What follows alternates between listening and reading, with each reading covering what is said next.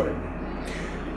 একটা কথা নিশ্চয়ই আপনাদের নিশ্চয়ই মনে আছে, সবাই জানেন, এই জীবন কর্মময়, মরিলে বিশ্রাম। আসলে প্রত্যেকেই আমরা এই সমাজ, এই সংসার থেকে প্রতিদিন কত কি নিচ্ছি, কত কি পাচ্ছি, কিন্তু দিনের শেষে সত্যি কি কিছু দিতে পারছি? সত্যি কি কিছু দেওয়ার মতো আমাদের থাকছে? আর সেই থাকা, আর সেই ভাবনা, তা নিয়ে কিন্তু কিছু মানুষ কাজ করে যান। বিবেকানন্দের একটা কথা মনে পড়ে যাচ্ছে, এই জগতে এসেছে যখন, তখন একটা আঁচড় কেটে যাবে। আমরা প্রত্যেকে কি সেটা পারি না। ইচ্ছে থাকে, স্বাদ থাকে, অনেক সময় সাধ্য থাকে না। আবার অনেকের সাধ্যও আছে কিন্তু তাদের স্বাদ নেই। তাই কিছু মানুষ আছেন যারা একেবারে নেপথ্যে কাজ করেন, যাদের কাজ দীর্ঘ দশকের পর দশক তারা কাজ করছেন, সমাজের জন্য করছেন, একদম নীরবে কাজ করছেন, জবনিকার আড়ালে করছেন। কিন্তু এই সমস্ত আড়ালে থাকা মানুষজনদের, তাদেরকে একেবারে সামনে আনার দায়িত্ব আমরা যারা এই গণমাধ্যমে রয়েছি, সৃজনশীল ক্ষেত্রে রয়েছি, আমাদের একটা দায়িত্ববোধ বটে। আর এই দায়িত্ববোধের সাথে সাথে আজকে আমাদের সাথে রয়েছেন দুজন বিশিষ্ট ব্যক্তিত্ব। এই দুজন বিশিষ্ট ব্যক্তিত্ব এরকম মজার মানুষ, এরা খুব নীরব মানুষ, খুব চুপচাপ থাকেন, কথা বলেন কম, কিন্তু কাজ করেন অনেক বেশি। 70-এর দশকে বা 60-এর দশকে এরকম একটা ক্যাপশনস ছিল, আপনারা নিশ্চয়ই সবাই জানেন, যে কথা কম কাজ বেশি। আমার মনে হয় এই মানুষ দুজন নয়, এই দম্পতি, এরা এইভাবেই কিন্তু কাজটা করে। সমাজের বিভিন্ন ক্ষেত্রে তাদের কাজ, তাদের অবদান, তারা রয়েছেন। তাই খুব স্বাভাবিকভাবে তাদের প্রতি আমাদেরও একটা দায়িত্ব রয়েছে। আজকে এই অনুষ্ঠানে, আপনারা জানেন, এই অনুষ্ঠানে তো প্রচুর বিশিষ্ট মানুষজনেরা এসছেন। এই মুহূর্তে সারা পৃথিবী জুড়ে আপনারা এই অনুষ্ঠানে সরাসরি লাইভ দেখতে পাচ্ছেন। পরবর্তী এই অনুষ্ঠান ইউটিউবে থাকছে।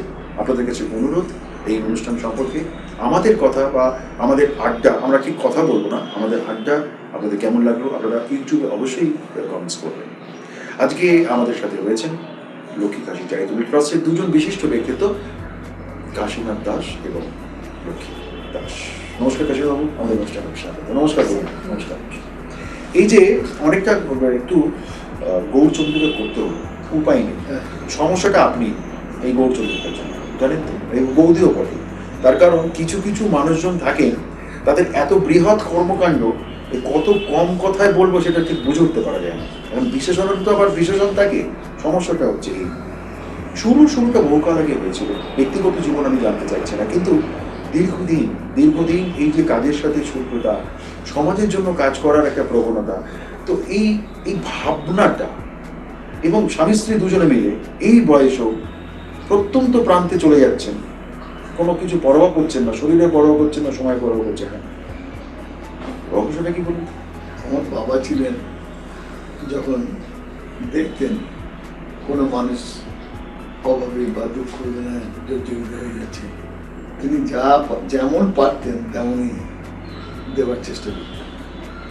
আমি যখন স্কুলে ছেড়ে কলেজে গেছি, সেই সময় আমাকে দায়িত্ব দিল যে হাওড়ায় মুন্সিপালিটির কাছে শিল্প বলে একটি জায়গা আছে, সেই জায়গায় একটা মন্দির তৈরি করার দায়িত্ব।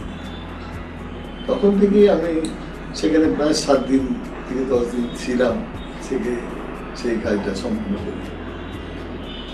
তখন থেকেই আমার মনে উদ্বুদ্ধ হয়েছিল যে আমি কিছু করব, কিছু মানে সমাজের জন্য কিছু করব, যেমন পারি তেমন করব। সেই চিন্তাধারা নিয়ে আমরা, এত তো প্রচার ছিল না তখন, আমরা নিবিতে, সেটা আপনি এখনো নিবৃত্তি, আপনাকে খুঁজে পাওয়াই মুশকিল, আপনার টেলিফোন নম্বর পাওয়াই মুশকিল, এটা তো ঘটনাই। এবং এই জায়গা থেকে দাঁড়িয়ে ধরুন, এই যে আপনার সাথে বৌদিও আছেন, আপনি একদম ঘোরতর সংসারী মানুষ, সেটাও তো ঘটনা। কিন্তু এই এত বড় সংসার, ছেলে পুলে, নাতি নাতনি, সমস্ত কিছু সামলে নিয়ে এই যে প্রতিদিন দৌড়চ্ছেন, কোথায় অ্যাম্বুলেন্স উদ্বোধন, আপনি 25টা অ্যাম্বুলেন্স দিয়েছেন, আপনি এতগুলো বিভিন্ন মানুষজনদের তাদের ছেলেপুলেদের শিক্ষার জন্য দান করছেন, বিভিন্ন সঙ্গীত প্রতিযোগিতায় যাচ্ছেন, এই যে ইত্যাদি ইত্যাদি। এই যে মানুষজনের কাছে পাওয়া, আপনার কি মনে হয় না যে যখন তাদের সাথে একটু কথা বলছেন, এই নেপথ্যে থেকে আপনি কাজটা করছেন, একটা অদ্ভুত তৃপ্তি হয় না, একটা অদ্ভুত প্রাপ্তি হয় না? একবারে পরিষ্কারভাবে আমি যদি কোনোদিন কোনো মানুষকে কিছু করি বা বিশেষ কিছু কাজকর্ম করি, আমরা স্বামী স্ত্রীতে দুজনেই সেদিন অনেক ভালোভাবে শান্তিতে ঘুমোই। আচ্ছা, শান্তিতে ঘুমোন। আচ্ছা, শান্তিতে ঘুমোই, যাতে আমাদের কোনো দুঃখ হয় না। কিন্তু প্রতিবেশীরা যারা রয়েছে হুম। অনেক মানুষই বলে যে তুই পাগল নাকি। না, কিছু পাগল তো দরকার লাগে, হ্যাঁ। সমাজের এরকম কিছু পাগল এখন লাগে। ধরুন যে আমরা প্রথমে যে দেখলাম যে এখানে আমি 20 বছর ধরে চালিয়েছি, দুটো স্কুল চালিয়েছি, সারদা প্রসাদ বিদ্যাপীঠ আর দয়াময়ী কিন্ডারগার্টেন, দুটো স্কুল। সেই স্কুলেতে আমরা ছাত্রদের বিনা পয়সায় পড়াশোনা করতাম হুম। এবং শিক্ষক শিক্ষিকাদের আমি মাইনে তাদেরকে দিতাম। ইয়ে ছিল একটা ডাক্তারখানা হুম। তৈরি করেছিলাম, হুম। মানে দুস্থ মানুষ যারা হুম। সেবা পায় সেখানে বিনা পয়সায় তাদেরকে ব্যবস্থা করে দিতাম যাতে পায়। সেখানে আমাদের উদ্বোধন করেছিলেন লীলা চক্রবর্তী, হুম। এবং সঙ্গে ছিলেন আরো অনেক বড় বড় অফিসার। এইভাবে পথ চলা শুরু হয়। তার পরবর্তীকালে আমরা দেখি যে এখানে আমাদের মানুষজন অ্যাম্বুলেন্সের অভাবে খুবই কষ্ট পাচ্ছে। হুম। সেই জন্যে আমি আমাদের এখান থেকে দুটো অ্যাম্বুলেন্স দিই, আচ্ছা। দুটো অ্যাম্বুলেন্স হুম। তুলে দিই। সেই অ্যাম্বুলেন্স বর্তমানে চলছে। হুম। আর আলুপাড়া মিলন সংঘ হুম। একটা, রামরাজা নদীর সঙ্গে একটা, এরা কম পয়সায় ওরা নিয়ে যায়। আপনি ধরুন এই যে থ্যালাসেমিয়া রোগীদের জন্য দিচ্ছেন, মুখ্যমন্ত্রী ত্রাণ তহবিলে দিচ্ছেন, অ্যাম্বুলেন্সের ক্ষেত্রে তো আছেই, শীতবস্ত্র প্রদান ইত্যাদি ইত্যাদি, এই যে ব্যাপারগুলো আছে, এবং আমাদের প্রিয় দর্শক আপনারা জানেন যে আমাদের প্রাথমিক রাজ্যপাল অরুণ প্রসাদ মুখার্জি, তার সাথেও একটা আপনার যথেষ্ট যোগাযোগ ছিল। আপনাকে স্টাডি করতে করতে আপনাকে একটা অদ্ভুত ভার্সেটাইল একটা পার্সোনালিটিস বলে মনে হয়, যে আমি আগেও বললাম সেটা। আপনি একটা ছোট আপনার স্মৃতি থেকে উস্কে দিই, তাহলে কি সুবিধা হবে। আপনি সাংস্কৃতিক প্রতিযোগিতায় গিয়েছেন, সেখানে অনেকেই পুরস্কার পেল, স্বাভাবিকভাবে যারা পুরস্কার পাবার তারা পেয়েছে, প্রথম দ্বিতীয় তৃতীয়। কিন্তু আপনার নজরে পেলো যে যারা পেল না তারা হয়তো ওই অর্থে আক্ষরিক অর্থে কিন্তু পুরস্কার পেল না, তারাও তো ভালো পারফর্ম করেছে, আপনি তাদেরকেও পুরস্কৃত করলেন, আমি স্মৃতিতে উস্কে দিলাম, ঠিক বলছি তো? তো এই যে ব্যাপারগুলো, এটাও তো একটা আনন্দ, এটাও তো একটা ভালো লাগা, এটা একটা উৎসাহ দেওয়া তো। হ্যাঁ, এতে তো আমি এতে দমদম ক্যান্টনমেন্টের কাছে হুম। একটা প্রতিযোগিতা হয়েছিল ছেলেদের। হুম। যারা দিয়েছে তো দিয়েছে, হুম। পুরস্কার পেয়েছে, হ্যাঁ। কিন্তু যারা পেলো না, হ্যাঁ, তাদের উৎসাহ দানের জন্য আমি তাদেরকে 5,000 টাকা করে সকলকে দিয়েছিলাম, যে ওরা উৎসাহ পুরস্কার হিসেবে আমি। বৌদি, এই যে ধরুন এই দাদার সাথে থেকে থেকে পুরো কাজটা করা, একই সাথে দুজনেই দৌড়চ্ছেন, দুজনেই এখন অনেকটা সিনিয়র সিটিজেন হয়ে গিয়েছেন। এই যে যখন যাচ্ছেন, বহু জায়গায় যেতে হচ্ছে, কেউ কেউ আপনাদের অনুরোধ করছেন, বলছেন, একই সাথে কাজ করছেন, তো এইটা করতে গিয়ে বাড়ির গৃহিণী তো লক্ষ্মী, হ্যাঁ, তো সেইখানে যাবার আগে একটু দাদাকে হুড় করে একটু চাও তৈরি করে দেওয়া, আবার তাড়াতাড়ি বেরোতে হবে, গাড়িতে উঠতে হবে, সেও একটা হুড়ুড়ি, আবার সব জিনিসপত্র গুছিয়ে নিয়েছেন কিনা সেও একটা ব্যাপার। কিরকম এনজয় করেন, কিরকম ভালো লাগে? ভালোই লাগে যাওয়ার জন্য, তাই না? যে হ্যাঁ সেখানে যাব, কিরকম হচ্ছে দেখবো। হুম। আমি তো বিশেষ কোথাও যাই না, হুম। আর কি যেগুলো যার আমার দরকারই খুব সেগুলোই আর কি আমি যাই, না হলে বাড়ি ছেড়ে আমি বেরিয়ে না। সংসারী মানুষ, কিছু মানে এত বড় সংসার, কিছু করার নেই। নাতি নাতনি চারদিক আছে। হ্যাঁ, চতুর্দিকে। আচ্ছা, মাঝে মাঝে ঝগড়া টগড়া করেন? কার সঙ্গে আর ঝগড়া করবো? তার সাথে ঝগড়া করবেন? হ্যাঁ, প্রিয় দর্শক, ঝগড়া এটা কিন্তু করার কেউ নেই। ঝগড়া করার কেউ নেই। না। আচ্ছা, তাহলে এইটা কিন্তু কাশিনা তো আপনার তো একটা প্লাস পয়েন্ট। বৌদি কিন্তু সরাসরি এটা কিন্তু ক্যামেরাতে বলবেন, মানে এটা আমাদের আলাদা আড্ডা হলো না যে কার সাথে ঝগড়া করবো। আসলে এর উদ্দেশ্য হচ্ছে যে একটাই, কেন বললাম, ঝগড়াটাও তো একটা মধুর সম্পর্ক, সেটাও সেইভাবে আসে। এই ধরনের কাজগুলো করতে গিয়ে আপনি, প্রিয় দর্শক, আপনাদের একটা তথ্য জানাই, সরাসরি জানাই, এই ধরনের যে কাজ, এটার একটা বৃহৎ অর্থের প্রয়োজন লাগে, শুধু মানসিকতা নয়। সেটার পাশাপাশি আপনাদের একটা বলে নেওয়া প্রয়োজন, কাশীনাথবাবু কিন্তু বাইরে থেকে কোনো টাকা ডোনেশন নেন না। তার নিজের স্বরোজগারিত যে টাকা, অর্থ, সেই টাকা থেকেই জমিয়ে এবং সেই টাকা থেকেই তিনি তার মতন করে কাজটা করেন। এটাকে শুধু ইংরেজিতে হ্যাটস অফ আমি বলছি না, আপনার মানসিক তৃপ্তির যে সুখ। আচ্ছা, কখনো কখনো কি আপনার এরকম মনে হয় যে একটা অনেক কিছু, একটা বড় কাজ, অনেকটা একটা বড় ভাবনা, আপনি তো কোথায় না গেছেন, বুদ্ধদেব ভট্টাচার্য থেকে শুরু করে কে কার না কার সাথে আপনার যোগাযোগ, তো সেই জায়গা থেকে দাঁড়িয়ে যে এরকম একটা ভাবছি করব, ভেবেছিলাম করব কিন্তু পাচ্ছি না, মনে মনে কষ্ট পাচ্ছেন, কাউকে বলতেও পারছেন না, কিন্তু করার একটা ইচ্ছা, এরকম হয়? হয়। প্রথম কথা হচ্ছে, আমি ছাত্র অবস্থায় মানে কংগ্রেসের যে রয়েছে তাতে আমি যুব সভাপতি ছিলাম। ও বাবা, আচ্ছা, ও প্রথম দিকের রাজনীতিতে উন্মাদনা ছিল, বেশ বেশ বেশ অনুমান ছিল। হুম। তখন আমরা এখানে যে ছিলেন প্রিয়দা হুম। বা প্রণববাবু এখানে থাকতেন, হুম, হুম। এখানে ওরা যে আসল বসতেন হ্যাঁ। তার মধ্যেও আমি ছিলাম। বেশ। এখন সর্বক্ষেত্রে সব পরবর্তীকালে দেখতে পাওয়া গেল যে আমাকে নতুন পথ দেখালো। যেমন ধরুন, এত বড় জায়গা রয়েছে দেয়ালে, সব জায়গায় তো টিপলে তো কোনো আলো জ্বলবে না, হ্যাঁ, আসল জায়গায় টিপলেই আলোটা জ্বলবে। ঠিক। আমার জীবনে যারা প্রথমে এসেছিল, দীনা চক্রবর্তী হুম। এবং সৌরভ মুখার্জি, হুম। ওনারা আমাকে আসল পথ দেখিয়ে দিয়েছেন, মানে সিঁড়ি কোনটে কিভাবে এগোতে হবে? কিভাবে এগোতে হবে। তখন আমি দেখলাম যে রাজনীতিটা আমার পক্ষে that's not your cup of tea. গ্রহণযোগ্য নয়। সেই জন্যে আমি যারা আইএস বা আইপিএস অফিসার তাদের সঙ্গে আমি বলতাম, এবং তারা পারিবারিক বন্ধু হিসেবে আমাদেরকে মেনে। কাশীনাথবাবুর এই অভিজ্ঞতা সূত্র ধরে কিন্তু তিনি এখন একটা প্রবীণতম মানুষ, বৌদিও তাই। মানুষকে যখন বয়স বাড়ে তখন তার অভিজ্ঞতা বাড়ে, তার অনেক সঞ্চয় বাড়ে, অভিজ্ঞতার অনেক সঞ্চয় বাড়ে। তো সেই অভিজ্ঞতার সঞ্চয় কাশীনাথবাবুর কীরকম হচ্ছিল, সত্যি কি হয়েছে নাকি একেবারেই হয়নি, তিনি তার কাজের মতন করে কাজ করে ফেলেছেন, এইটা একটু জানার প্রয়োজন, জানবো। তবে তার আগে একটা বিরতিতে যেতে হচ্ছে, বিরতি পর ফিরে আসছি সাথে।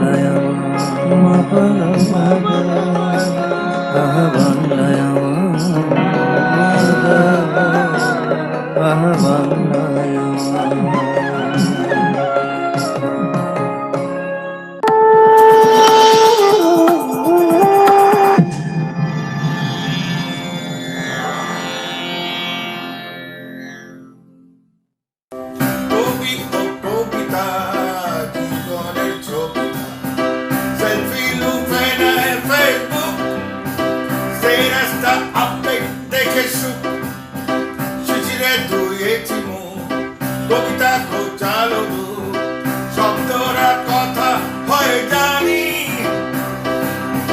বেঁচে থাকা সেও অভিমানী, চুপি চুপি শুনি শুধু কবিতা, জীবনের বোধ সবিতা, চুপি চুপি শুনি শুধু কবিতা, জীবনের বোধ সবিতা।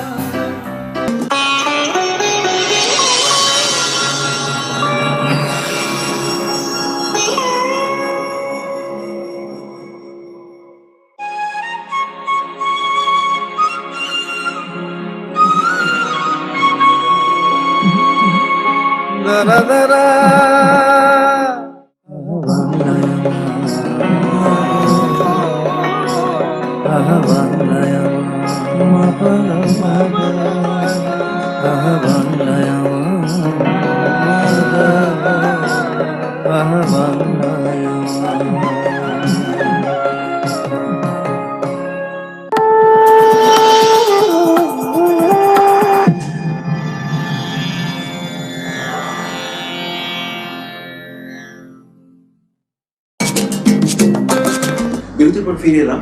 আজকের অনুষ্ঠানে আমাদের অতিথি দুজন বিশিষ্ট মানুষ, কাশীনাথ বাবু এবং তার স্ত্রী লক্ষ্মীদেবী।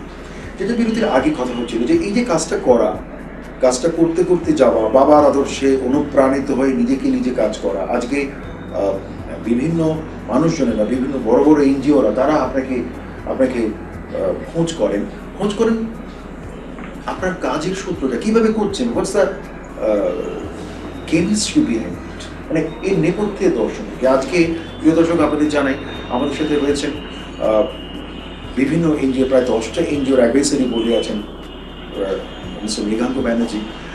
তিনিও খুব ভীষণ উৎসাহিত হয়ে আমাদের সাথে এসেছেন। বিনোদবাবু কথা বলবেন কাশীবাবুর সাথে। তাই সেই কথা শুরু হওয়ার আগে আমি আমার কথাগুলো একটুখানি আরেকটু নির্দিষ্টভাবে করে নিতে চাই। বৌদি, এই যে ধরুন মহিলাদের কিন্তু প্রচুর সমস্যা চিরকালই রয়েছে, এবং আমি ফেমিনিজম হিসেবে কথা বলছি না, আমি তার বাইরে দাঁড়িয়ে কথা বলছি। আপনারা হচ্ছে মাতৃস্থানীয়, বাড়ির লক্ষ্মী, মাতৃস্থানীয়, সেই লেভেলে মেয়েদেরও তো নানা রকম সমস্যা। আপনিও প্রবীণ মানুষ, যে সময় থেকে শুরু করেছিলেন এই বিগত, নিশ্চয়ই আমার সাথে কাশীবাবু একটু অ্যাডমিট করবেন, বিগত 20 বছর বা 2 দশক ধরে একটা যুগটা কেমন একটা অদ্ভুত বদলে গেছে। খুব স্পিড এই যুগে, এখন মোবাইলের যুগ, এখন ইন্টারনেটের, সারা পৃথিবী আপনার হাতের মুঠোয়। তারও অনেক আগে থেকে এই যে কাজটা করা, ঠিক সেই সময় আমরা যেরকম মা ঠাকুমাদের দেখেছি, আপনারাও ঠিক সেইভাবে কাজটা করছেন। এইটা করতে গিয়ে মহিলাদের কী কী সমস্যা এখনো আপনার মনে হয়, যে তারা কী সমস্যার ভিতরে এখনো রয়েছে, কিরকম মনে হয়? অনেক কিছু সমস্যার মধ্যে রয়েছে, আজকে যা সব হচ্ছে ধীরে ধীরে দেখলে কষ্ট লাগে, সেগুলো কিছু করে না, তবুও সেগুলো নিশ্চয়ই আপনারা একটা আলোচনা করেন, একটা সেই ভাবনা করেন। আচ্ছা, একটা কথা বলি, হোম মিনিস্টার তো সবসময় ঠিক রাখতে হয়, হ্যাঁ, সেই প্রসঙ্গে আমি বলছি। মানে জাস্ট আমি হোম মিনিস্টার শব্দটা ব্যবহার করলাম, ব্যাস। মানে আপনি, আচ্ছা, বেশ সেই প্রসঙ্গে আমি বলছি যে ধর কোনো একটা ক্যান্সার পেশেন্ট এসেছে, আমি হয়তো বললাম না যে 3,000 টাকা দেবো, উনি ডেকে বললো, আমাকে বললেন না, 5,000 টাকা। কাকে যদি আমরা দিতে চাইছি, কিছু করতে চাইছি, বাধা তোর কোনো ব্যাপারই প্রশ্নই নেই। হ্যাঁ, আমি যেটা বলতে চাইছি তার দ্বিগুণ হয়তো দিয়ে দিতে চাইছি, ওই যে মাতৃশ্রম দ্বিগুণ হয়তো দিতে চাইছি।